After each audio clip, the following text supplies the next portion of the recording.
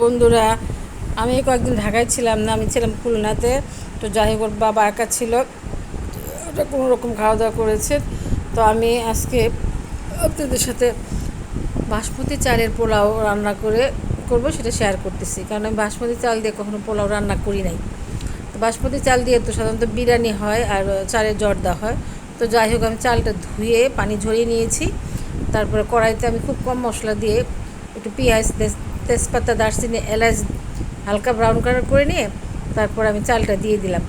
চালটা আমি কিছুক্ষণ সময় ভাজবো, বেশ সময় নিয়ে ভাজবো। এবং একটু আমি আদা বাটাও দিয়েছি, সাথে একটু সামান্য একটু জিরার বাটা এবং শাহি জিরা যেটা, সেটা একটু তেলের মধ্যে দিয়ে দিয়েছি। তো যাই হোক, চালটা ভাজা হয়ে গেছে। আমি 1 চামচ ঘি দিয়ে দিলাম। নামানোর পরে আবার আমি একটু ঘি দিব। নামানোর আগে একটু ঘি দিব।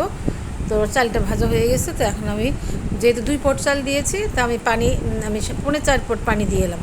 কারণ 1 পট চালে সাধারণত 2 পট পানি দিতে হয়। আমি যেহেতু এটা রান্না করি না, এটা সম্পর্কে আমার কোনো আইডিয়া নাই। তো আমি কিছু পানি কম দিলাম। তো যাই হোক, দেখি কী হয়। তো আমি যথারীতি পানি দিয়ে দিলাম, একটু কাঁচামরিচ দিয়ে দিয়েছি।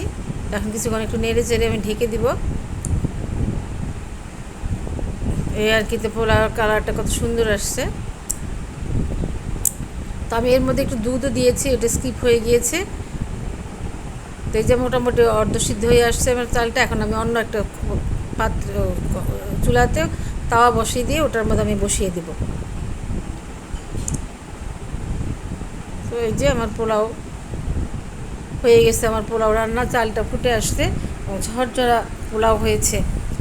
আমি প্রথম বাসমতি চালে পোলাও রান্না করলাম। তো এর উপর আমি পেঁয়াজ, বেরেস্তার কিশমিশ দিয়ে দিচ্ছি, দিয়ে কিছুক্ষণ নাড়াচাড়া করে আবার হালকা আছে ওই 5 সেকেন্ড মতো বসিয়ে রাখবো, পেঁয়াজের ঘ্রাণটা ভিতরে ঢোকার জন্য।